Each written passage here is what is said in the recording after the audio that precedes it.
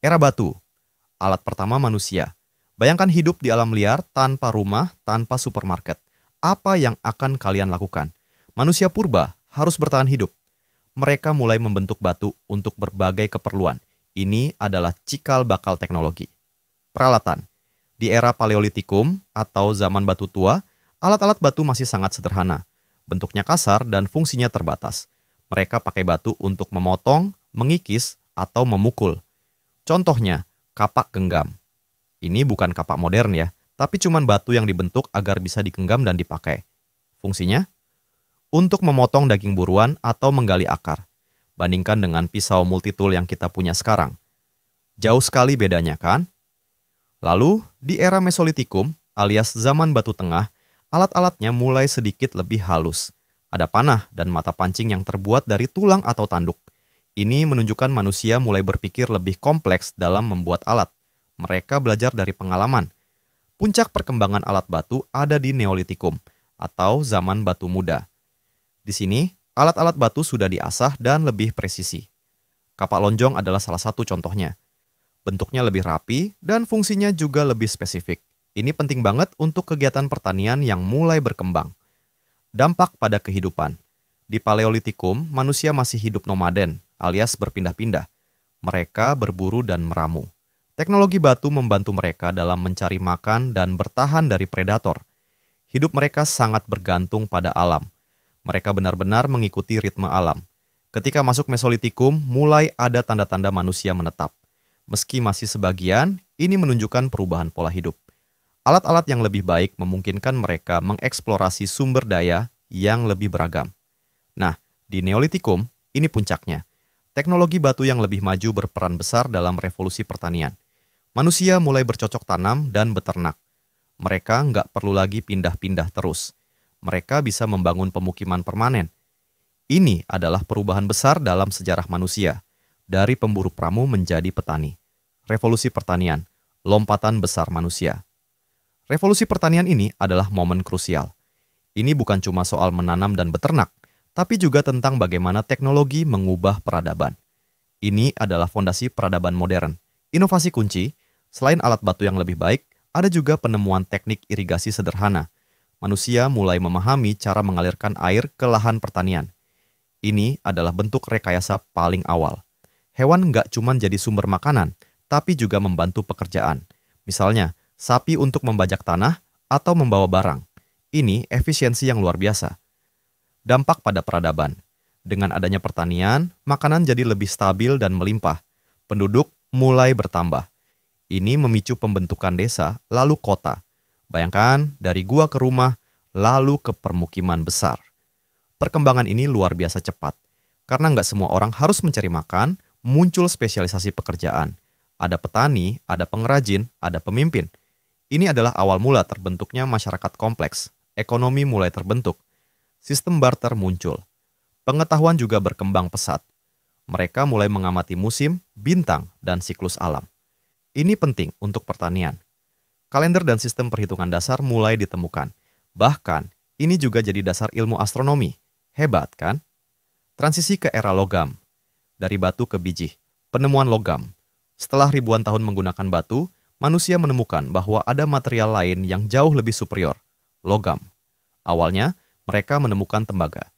Gimana caranya? Mungkin nggak sengaja saat api unggun membakar batu yang mengandung tembaga. Logam meleleh dan membentuk sesuatu yang baru. Ini pasti penemuan yang mengejutkan pada masanya. Tembaga ini lebih mudah dibentuk daripada batu. Tapi, masalahnya, tembaga itu lunak. Nggak sekuat batu untuk beberapa keperluan. Mereka butuh sesuatu yang lebih tangguh. Perkembangan lanjut. Nggak lama kemudian, manusia menemukan cara menggabungkan tembaga dengan timah. Hasilnya, perunggu. Perunggu ini jauh lebih kuat dari tembaga murni. Ini membuka babak baru dalam sejarah teknologi. Dari sini, kita akan masuk ke era di mana logam jadi raja. Era logam, perunggu dan besi. Penemuan logam bukan cuma soal alat yang lebih kuat, tapi juga tentang kemampuan manusia untuk mengolah material secara kompleks. Ini butuh pemahaman tentang panas, peleburan, dan cetakan. Semakin ke sini, teknologi makin membutuhkan ilmu pengetahuan. Zaman perunggu. Setelah tembaga, manusia berhasil menciptakan perunggu. perunggu adalah campuran tembaga dan timah, dan sifatnya jauh lebih keras serta tahan lama. Ini adalah peningkatan besar dari batu atau tembaga murni. Alat-alat perunggu jadi lebih efektif. Peralatan. Mereka membuat pedang, perisai, dan perkakas pertanian dari perunggu. Bayangkan, sekarang ada pedang yang bisa memotong lebih baik dari kapak batu. Ini bukan hanya alat untuk bertahan hidup, tapi juga alat untuk berperang dan membangun. Pertanian jadi lebih produktif karena ada alat bajak yang lebih kuat. Dampak pada masyarakat. Penemuan perunggu memicu perdagangan jarak jauh. Kenapa? Karena bahan baku perunggu, yaitu timah, tidak selalu ada di setiap tempat. Jadi, orang harus berdagang untuk mendapatkannya. Ini mengembangkan jaringan ekonomi dan interaksi antar budaya. Kota-kota besar mulai bermunculan sebagai pusat perdagangan dan produksi. Persaingan dan peperangan juga meningkat karena kepemilikan alat perang yang lebih canggih. Siapa yang punya perunggu lebih banyak, dia yang lebih kuat. Zaman besi. Perunggu memang bagus, tapi kemudian ditemukan lagi material yang lebih dahsyat, besi. Proses peleburan besi jauh lebih sulit dan butuh suhu yang sangat tinggi. Tapi begitu berhasil, hasilnya luar biasa. Besi lebih melimpah dan jauh lebih kuat dari perunggu. Ini adalah revolusi material. Peralatan, dengan besi, manusia membuat senjata, alat pertanian, dan perkakas konstruksi yang superior. Bayangkan alat bajak dari besi yang bisa menembus tanah lebih dalam dan cepat. Produksi pertanian jadi semakin efisien. Pedang besi juga lebih tajam dan tahan lama. Ini mengubah dinamika perang. Dampak pada masyarakat, aksesibilitas besi yang lebih luas berarti teknologi ini bisa dinikmati lebih banyak orang. Ini mendepolitisasi kekuatan dari kelompok elit yang sebelumnya menguasai perunggu. Maksudnya, kekuatan dan kemampuan tidak lagi hanya di tangan segelintir orang. Pertanian makin maju, populasi makin padat, dan kerajaan-kerajaan besar mulai terbentuk. Peradaban Romawi dan Yunani klasik adalah contoh bagaimana teknologi besi menjadi tulang punggung kemajuan mereka.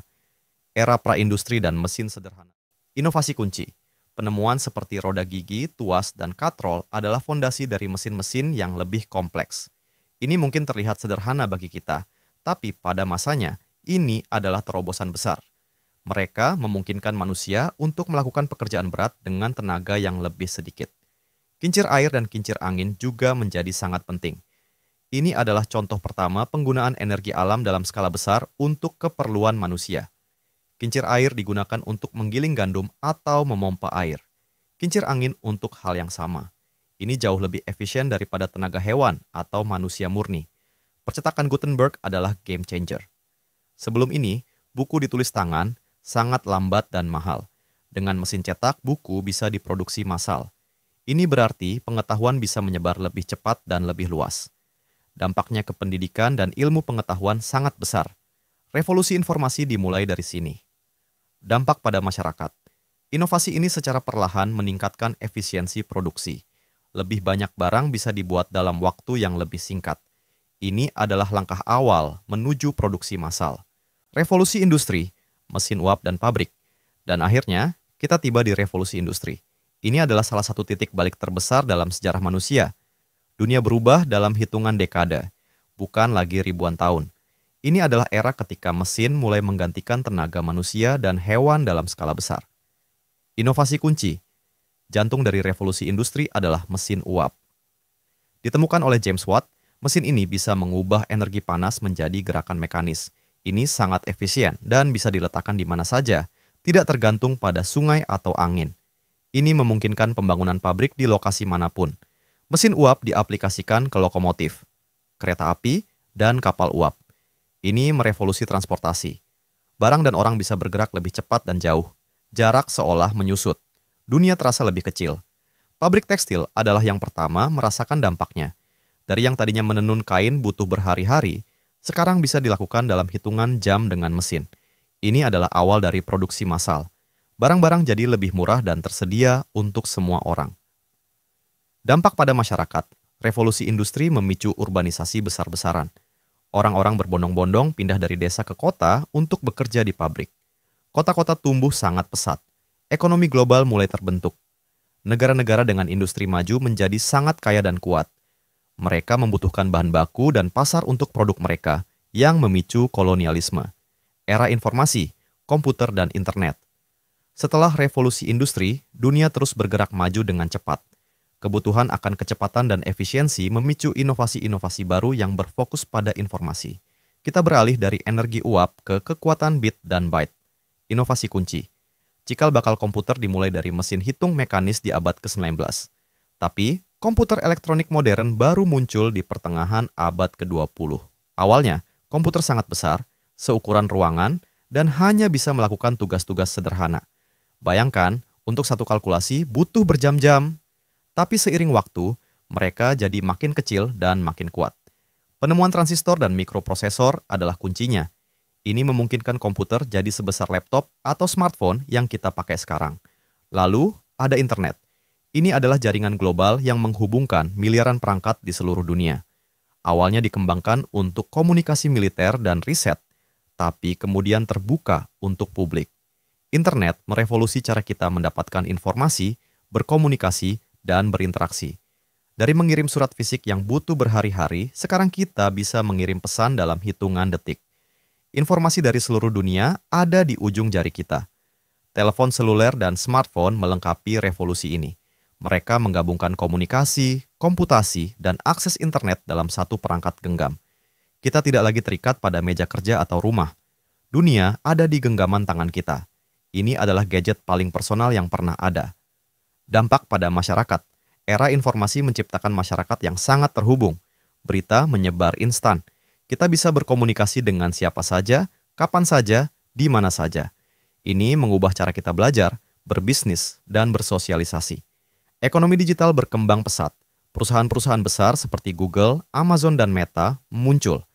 Pekerjaan baru muncul, tapi beberapa pekerjaan lama juga hilang. Ini adalah perubahan struktural yang besar. Tantangan baru juga muncul, seperti privasi data, penyebaran informasi palsu, dan ketergantungan pada teknologi. Kita jadi perlu lebih kritis dalam menyaring informasi. Perdebatan tentang etika dan regulasi teknologi jadi makin penting. Hidup jadi makin nyaman, tapi juga makin kompleks. Kecerdasan buatan, AI, batas baru teknologi. Dan sekarang, kita ada di ambang era baru yang paling menarik. Kecerdasan buatan, AI. AI adalah simulasi kecerdasan manusia dalam mesin. Ini bukan lagi sekadar mengikuti perintah, tapi belajar dan berpikir. Ini adalah lompatan yang akan mendefinisikan abad ke-21. Perkembangan AI, awalnya AI terbatas pada program-program sederhana yang bisa bermain catur atau melakukan perhitungan. Tapi, berkat big data dan kekuatan komputasi yang makin besar, AI modern jadi jauh lebih canggih. Algoritma pembelajaran mesin, machine learning, dan jaringan saraf tiruan, neural networks, memungkinkan AI untuk belajar dari data dalam jumlah besar. Sekarang, AI bisa melakukan berbagai hal. Contohnya, pengenalan wajah, mobil self-driving, asisten virtual seperti Siri atau Google Assistant. Bahkan, AI bisa menulis teks, membuat gambar, atau menyusun musik. AI juga digunakan dalam diagnosa medis, prediksi cuaca, dan analisis finansial. Potensinya nyaris tak terbatas. Perbandingan dengan teknologi sebelumnya. Jika teknologi batu adalah perpanjangan fisik manusia, alat untuk memotong, memukul, dan mesin industri adalah perpanjangan kekuatan fisik, menggantikan otot, maka AI adalah perpanjangan kognitif kita. AI membantu kita berpikir, menganalisis, dan membuat keputusan. Ini adalah evolusi paling signifikan dari alat bantu manusia. Kecepatan AI dalam memproses informasi dan belajar jauh melampaui kemampuan manusia. Ini yang membedakannya dari komputer tradisional yang hanya mengikuti instruksi. AI bisa menemukan pola yang tidak kita sadari dan menciptakan solusi baru. Dampak dan tantangan masa depan. Potensi manfaatnya luar biasa. AI bisa membantu kita memecahkan masalah kompleks seperti perubahan iklim, penyakit, atau kelaparan. Produksi bisa jadi jauh lebih efisien dan kualitas hidup bisa meningkat drastis.